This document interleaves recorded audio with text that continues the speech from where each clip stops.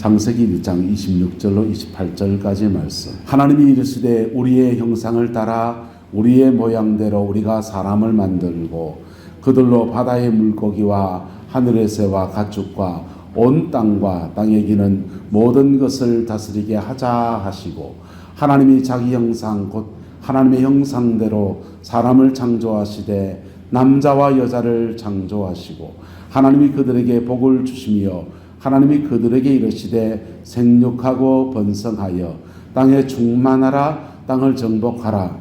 바다의 물고기와 하늘의 새와 땅에 움직이는 모든 생물을 다스리라 하시니라. 아멘. 말씀 한 군데만 두고 봅시다. 고린도후서 15장 45절 말씀입니다. 같이 시작. 기록된 바 첫사람 아담은 생명이 되었다함과 같이 마지막 아담은 살려주는 영이 되었나니. 아멘. 경주에서 일어난 운동 가운데 동학농민운동이라는 것이 동학운동이라는 것이 있었습니다. 현곡지방에서 시작됐죠. 근데 동학운동은 이렇게 어떤 최재우 선생님이라는 분은 거기도 경주 최씨입니까? 맞습니까? 그렇습니까?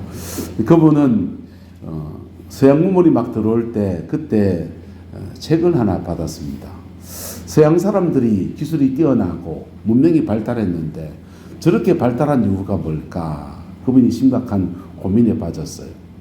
그 고민 안에서 이분이요, 어떻게 이 사람들은 발전했을까 할 때 책을 한 권 소개를 받았는데 천주실이라고 하는 캐톨릭 교리서를 한 권 소개를 받았습니다. 캐톨릭 교리서를 한 권 들고서는 이분이 차근차근 읽어보니까 거기에 인간에 대한 얘기를 하는데, 사람은 모두 다 고유하게 천부적인 인권을 가지고 태어났다라고 하는 것입니다.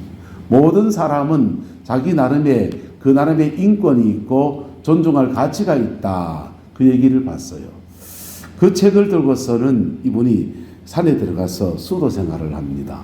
수도 생활을 하다가 이분이 서양은 이 천부 인권 사상, 모든 사람에게 고유한 인격이 있다. 그것에 의해서 발전되어 왔구나. 이렇게 깨달았습니다. 그리고 그에 필적하는 동양의 사상이 없는가 찾기 시작합니다. 찾고 찾다가 이분이 동학사상이라는 것을 동양사상이라는 것을 내놨는데 단군사상에서 찾아냅니다. 하늘과 땅은, 하늘과 사람은 하나다. 천지인 사상에서 동학사상에서 천부인권사상과 비슷한 사상을 찾아냅니다. 그리고 하늘과 땅이 하나가 된 사람들은 널리 세상을 이롭게 한다. 홍익인간이라고 하는 그런 이념을 찾아냈습니다. 그리고는 그걸 들고서 경주 땅에 내려와서 동학운동, 동학이라고 하는 서양 사상에 필적하는 동양 사상을 전파하는 사상운동을 펼쳤습니다. 그 사상운동이 경주에서 시작되어졌는데 전라도로 넘어갔다가 그게 동학농민봉기운동이 되었습니다.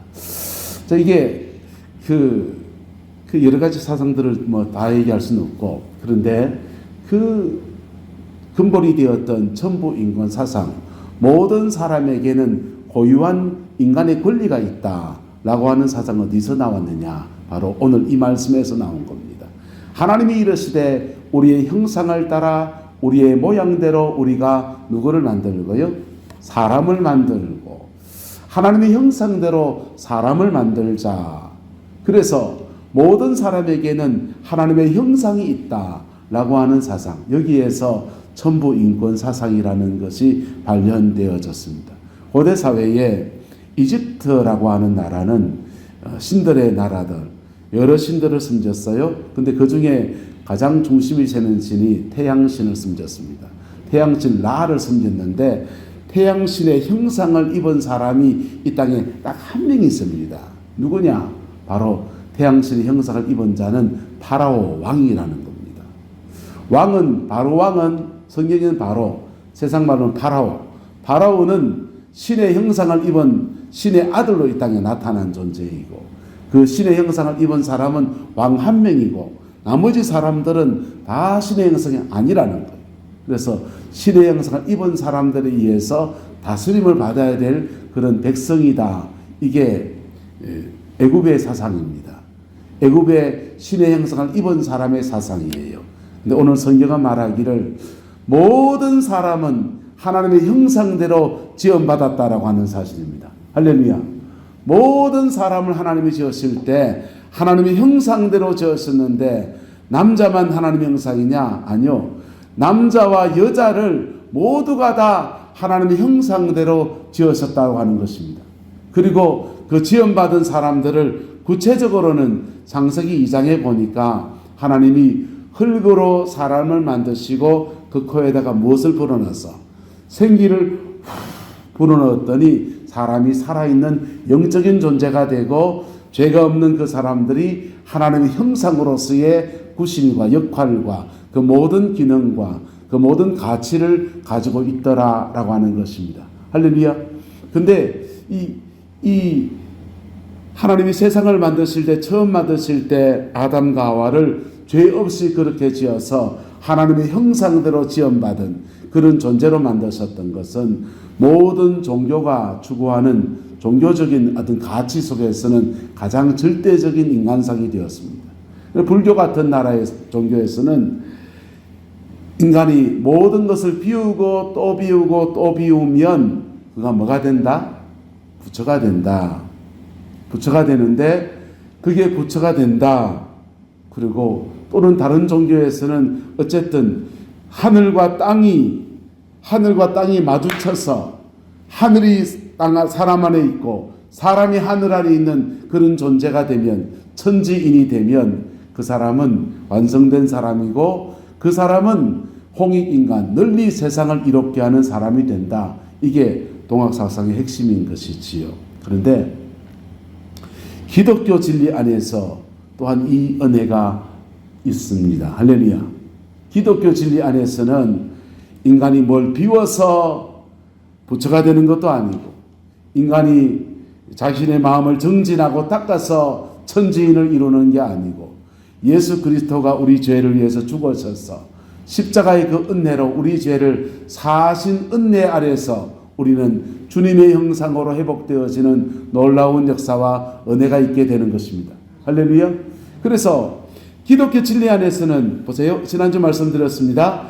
이게 모든 물건을 분해를 하고서 조립을 할 때는 역순으로 차근차근 해야 됩니다.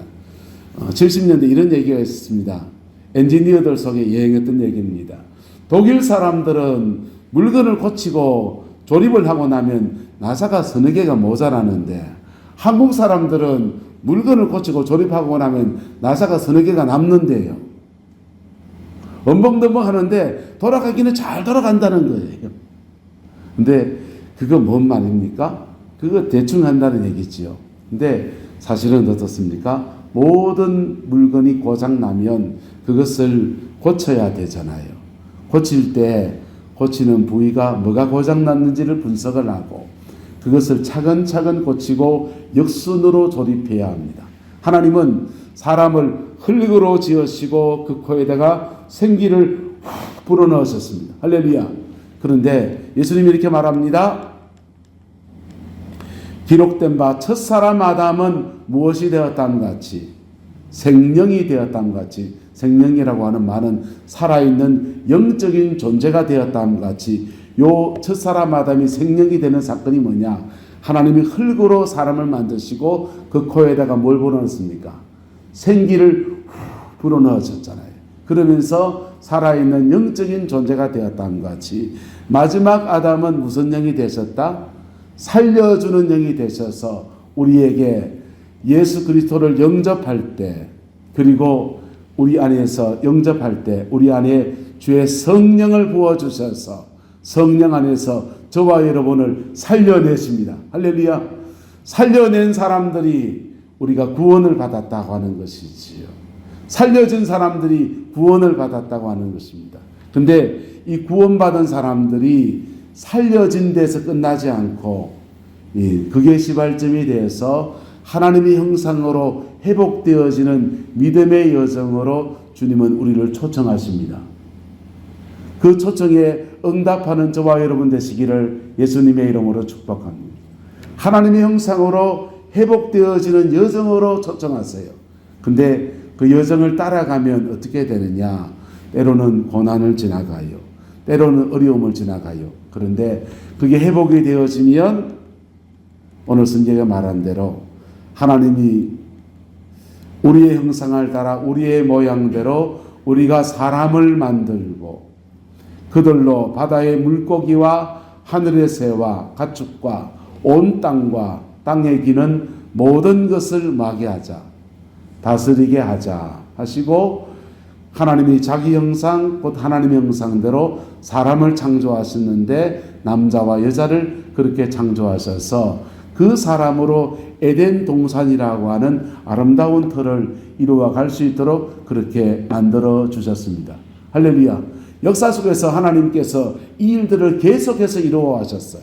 한 사람의 영혼을 구원하시고 생기를 불어넣어 주시고 하나님의 생명, 살아있는 영적인 존재가 되게 하셨다가 거듭난 그 사람이 주님과 교통하고 주님과 사귀면서 주님의 형상으로 덧입혀질 때 그를 통해서 하나님의 아름다운 일들을 이루어 가시는데 그것이 따라합시다. 나에게도 복이 되고 하나님께도 복이 됩니다.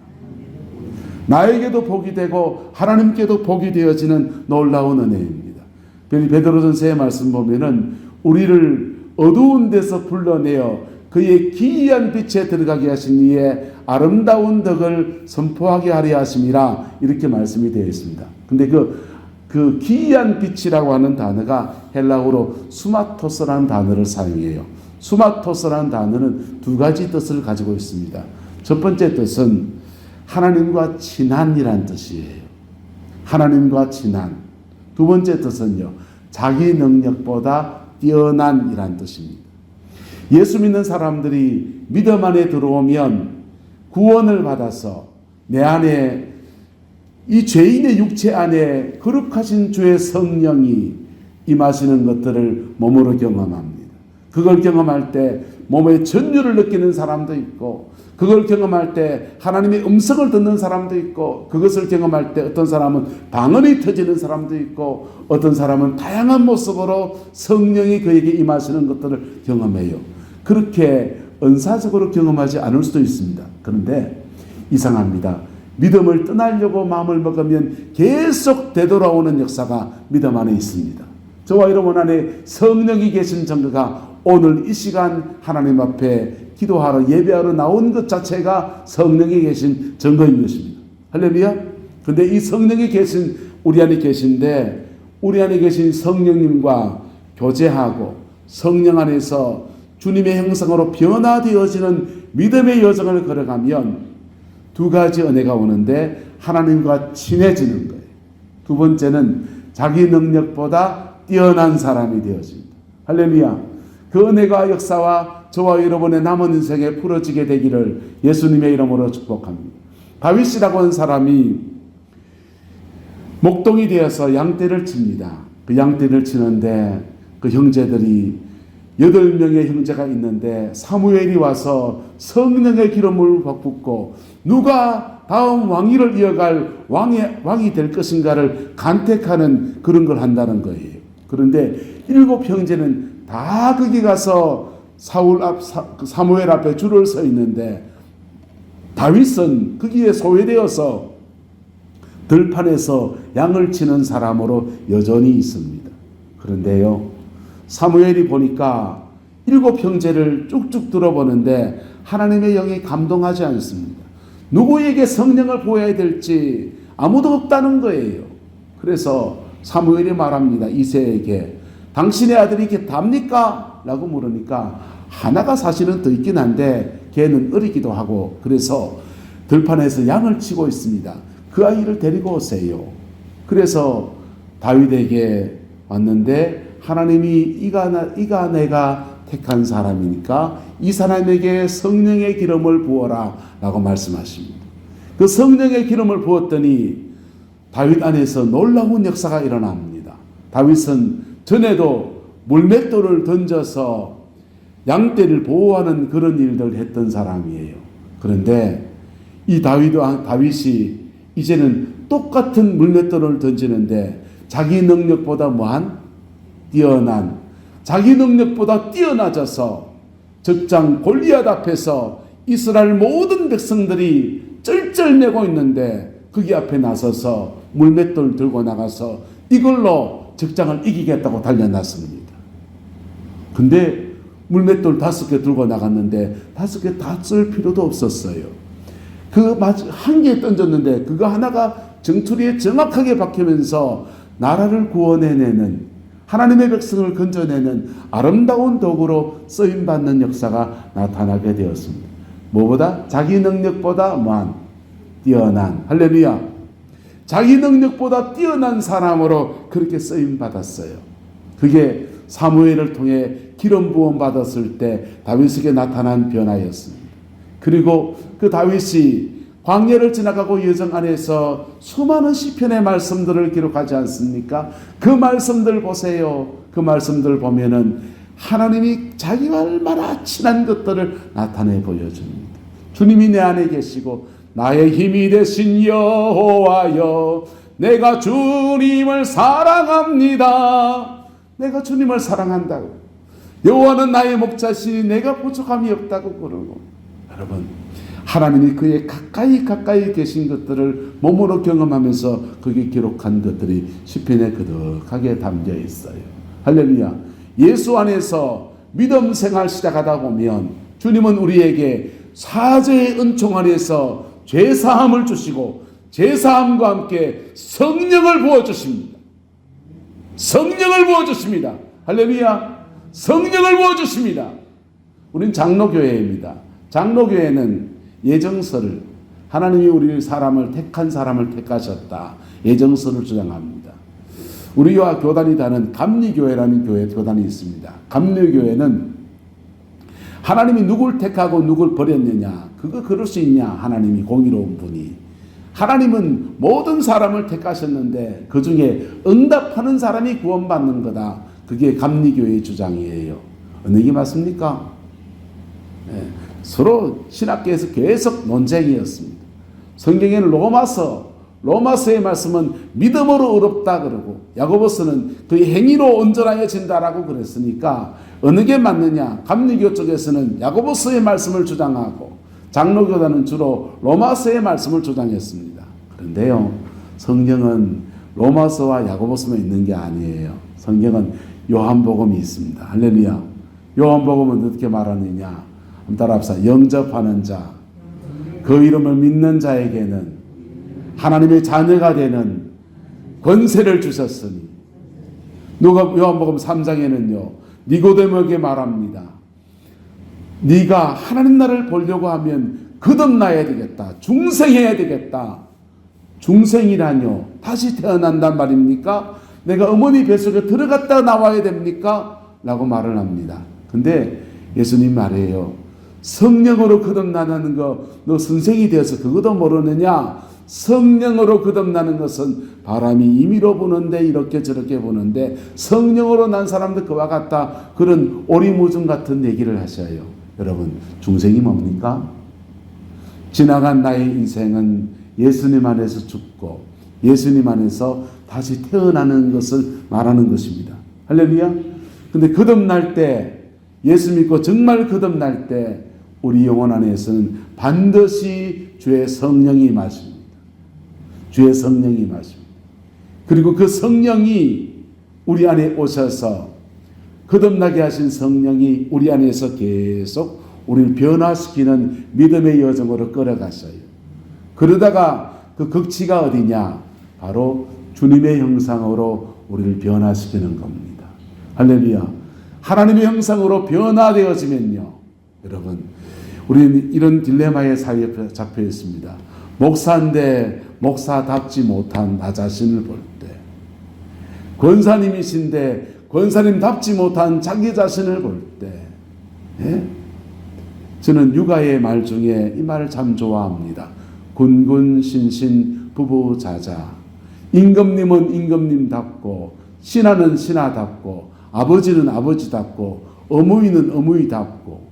얼마나 좋은 말입니까? 사람이 자기다움이라는 것을 회복할 때 얼마나 좋은 얘기입니까? 그런데 실제로는 이 둘 사이에서 딜레마 속에 우리가 살아가지 않습니까? 근데 주님은 저와 여러분을 구원하시고 구원하신 저와 여러분을 다시 하나님의 형상으로 변화시키는 믿음의 여정으로 끌어가십니다. 할렐루야. 그 여정에 순종해 나가는 저와 여러분 되시기를 예수 이름으로 축복합니다. 그리고 그렇게 순종에 따라가다 보면 어느 시간 지나면 우리 안에 우리는 죄성이 있어서 천국 갈 때까지 계속 변화되어야 됩니다. 계속 변화되어야 됩니다. 세상 속에서 갑질 있지 않습니까? 목사들 세계는 갑질이 없을 것 같습니까? 포항에 가면 은퇴 목사님들이 모이는 예배 모임이 3개가 있습니다. 그 3개가 됐다가 4개가 됐다가 5개가 됐다가 다시 2개가 됐다가 요동을 쳐요. 왜 요동을 치느냐? 목사님들이 모여가지고요. 은퇴하신 목사님, 니도 목사 나도 목사인데 누가 설교해야 되냐 이거예요.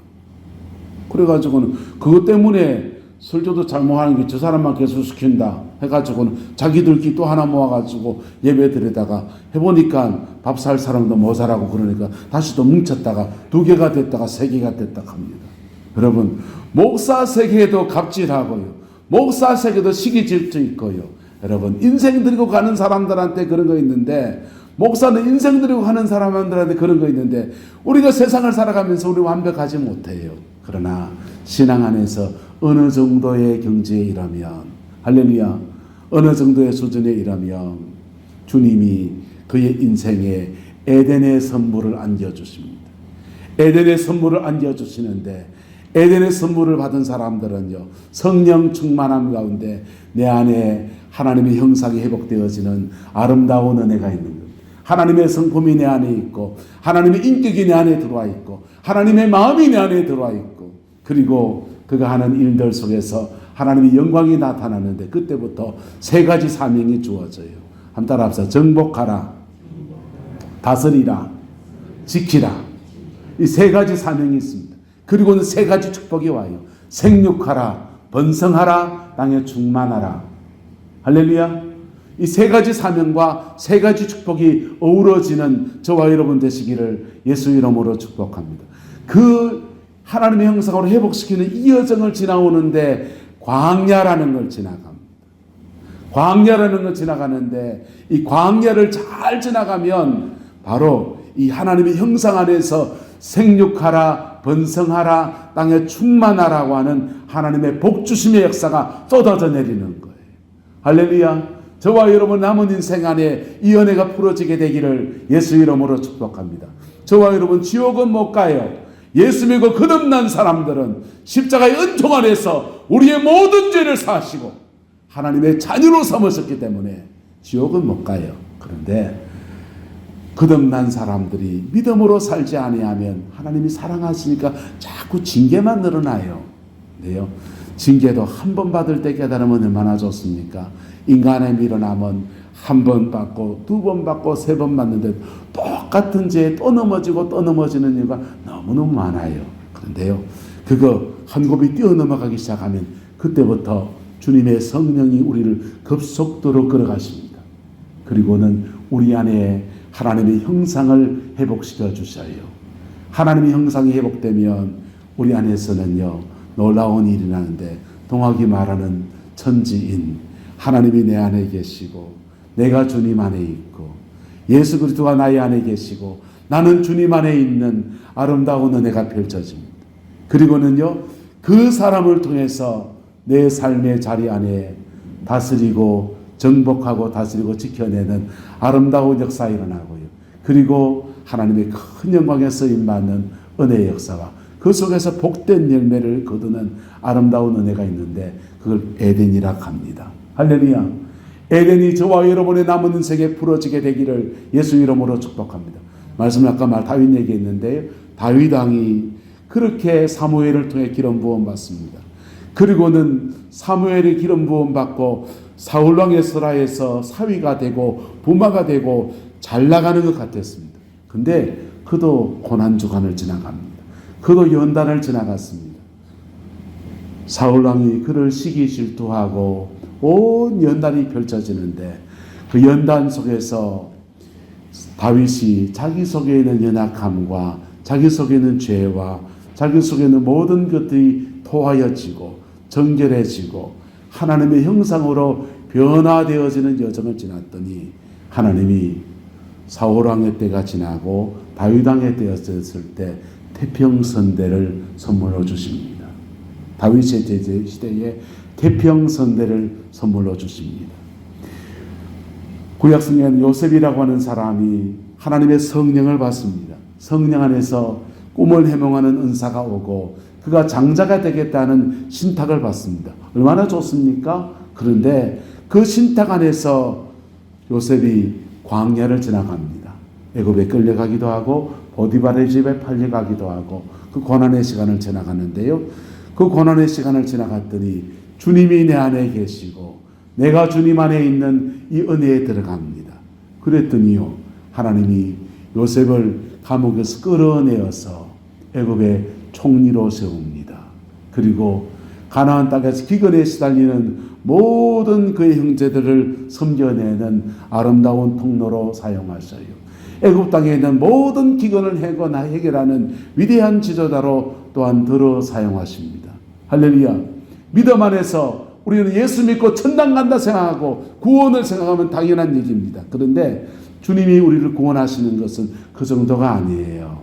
구원하시고 우리를 주님의 형상으로 회복시키시는 여정을 지나가게 하시다가 그리고는 그 여정의 끝에서는 우리의 삶과 우리의 남은 인생에 에덴을 허락하시는 복을 주시는 것입니다. 할렐루야. 이거 수월하게 지나가는 방법이 있을까요? 없을까요? 그래서 광야가 지나가게 되는데 광야를 수월하게 지나가는 방법이 있습니다. 그 수월하게 지나가는 방법이 뭐냐? 바로 말씀을 배우는 겁니다. 할렐루야. 하나님의 말씀 안에서 광야를 어떻게 지나가야 되는지, 감정을 어떻게 조절해야 되는지, 내 안에 주님이 주는 평강을 어떻게 지켜내야 되는지, 인생의 위기와 고비들을 어떻게 지나가야 되는지 이 말씀에 다 나옵니다. 차근차근 말씀을 배우고 묵상할 때에 하나님 우리를 깨우쳐 주세요. 또 광야를 수월하게 지나가는 또 하나의 방법이 있습니다. 그건 뭐냐면요, 좋은 멘토를 만나는 겁니다. 좋은 멘토를 만나고 먼저 그 길을 걸어가 본 사람의 좋은 지도를 받는 겁니다. 저는 하나님께서 제 인생의 광야를 지나가는 여정에 참 좋은 멘토를 만나게 하셨습니다. 참 위대한 분, 대한민국에 그런 위대한 분이 있을까 싶은 분들을 참 많이도 만났습니다. 그런데 제가 참 부족한지요, 제가 참 그런 마음이 있는지요, 그분들을 가까이 좀 못 가고 쭈삣쭈삣 하는 거예요. 저는 둘째인데요, 집에 우리 형이 너무 잘났습니다. 똑똑하고요. 우리 누나도 되게 잘났습니다. 형 누나가 너무 잘나노니까 저는 좀 둘째고 제 동생은 막내입니다. 막내는 늦게 우리 아버지 어머니가 늦둥이로 낳았어요. 늦둥이로 낳았는데 팔싹둥이를 낳았습니다. 노산이 돼서. 그래 놓으니까 막내는 우리 아버지가 어머니가 끔찍이 귀하게 여기고 마지는 마지라고 귀히 여기고 맏딸은 살림미천이라고 이래하고 중간에 찬밥이 하나 있습니다. 도토리, 개밥에 도토리가 하나 있는데 바로 저예요. 그래서 저는 약간 비주류로 사는 게 몸에 익숙한 사람이었어요. 그래서 저는 좋은 멘토를 만나게 하셨는데 그 멘토 주변에 빙빙 돌면서 이래 돌고 있는 거예요. 착 따라붙어서 그분의 가르침들을 받고 그분의 영적 지도들을 받고 했으면 인생이 좀 더 빨리 됐을 텐데 그러지 못해서 늦게 고생을 많이 했습니다. 여러분, 우리 안에 하나님이 좋은 멘토를 말씀 안에 붙여주는 영광을 교회 안에서 허락해 주기를 소망합니다. 부족하지만 저도 좀 광야를 지나왔어요. 그래서 이걸 함께 나누고 광야 지나가는 것들을 나누다 보면요, 수월하게 광야를 빨리 쑥 지나갑니다. 할렐루야. 그런데요, 이거 잘못 지나가면 계속 그냥 뺑뺑이만 돌다가 이스라엘 백성이 광야에서 그냥 38년 1년 반 만에 지나가야 될 광야였거든요. 그것을 40년을 뺑뺑이를 돌면서 지나가는 고통을 겪었어요. 여러분, 우리 내남제일교회가 올해는 하나님의 은혜 아래서 이 내 남 땅에서 에덴을 이루어내는 은혜가 있기를 축복합니다. 저와 여러분의 가정 안에서 하나님의 은혜 아래서 올해에는 하나님의 에덴이 여러분의 가정에 풀어지게 되기를 예수 이름으로 축복합니다. 저는 분당의 이찬수 목사님이 그 분당에 개척할 때 욕을 되게 많이 했던 사람입니다. 부산에서 목회할 때 있는데 분당의 이찬수 목사님이 개척해서 하는데 개척하자마자 교인이 그래 많이 모였다 하는데 저는 욕이었습니다. 왜 욕했냐? 나도 사랑의 교회 오가는 목사님이 은퇴하시면서 200명 개척 멤버 세워서 그래 하면 나도 그래 하겠다. 이래 욕했습니다. 근데요, 세월이 지나서 그분의 라이프 스토리를 쭉 봅니다. 근데요, 그분 보니까 그 아버님께서 고신적 교회에 목회하시다가 목회 한번 잘해보려 하다가 40일 금식하시다가 돌아가셨잖아요. 돌아가시고는 목사님이 돌아가시니까 사모님이 아이들 키우려고 몸부림을 치는데 너무너무 힘든 인생을 살았어요.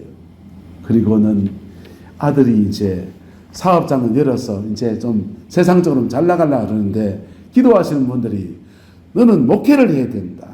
너가 아버지가 기도로 심어놨던 거 이제 넌 거둘 때니까 너는 목회를 해야 된다. 내가 왜요? 우리 아버지 사실 금식하다 돌아가시고 하나님도 좀 은가스럽구만은. 근데 그분이 그 부르심에 순종해서 나왔더니 이상한 현상이 생겨요.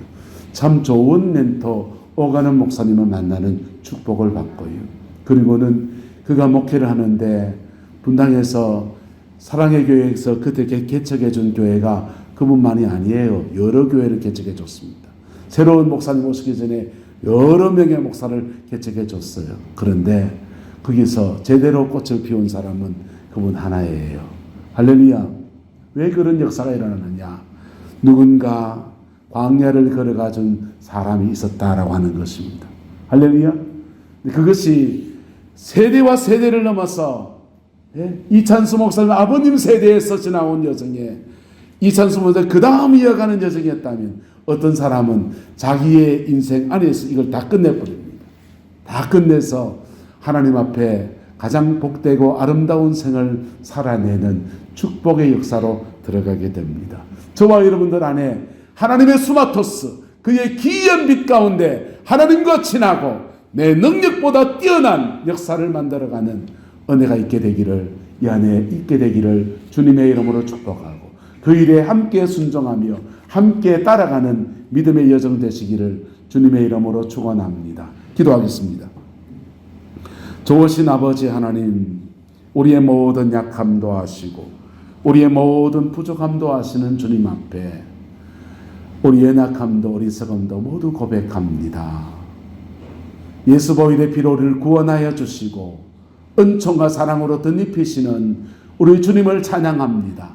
우리 안에 주의 성령을 가득히 부어주셔서 우리의 중생 거듭남의 역사가 확실하게 하옵시고 거듭난 우리 안에 주의 성령을 더 깊이 부어주셔서 주님의 형상으로 변화되어지는 아름다운 역사가 우리 안에 충만케 역사해 주시옵소서. 우리가 지나간 날 예수 안에서 고난의 시간을 지나왔던 것들이 아버지 지나간 때가 족합니다. 아버지 이곳에 교회를 세우고 아버지 여러 사람이 핍박과 박해를 지나면서 지금까지 온 여정들이 아버지 광야 여정이 있음을 고백합니다. 아버지 하나님 지나간 때가 이제 족합니다. 이제는 하나님의 은혜 아래서 교회도 에덴이 열리게 하옵시고 주의 백성들의 가정과 삶의 자리 안에도 하나님의 에덴의 영광과 축복이 넘쳐나게 축복하여 주시옵소서. 그 에덴의 터 위에 우리의 자녀들이 세워지게 하시고 그 에덴의 터 위에 주의 교회가 든든히 세워지게 우리 하나님 주장하여 주시옵소서.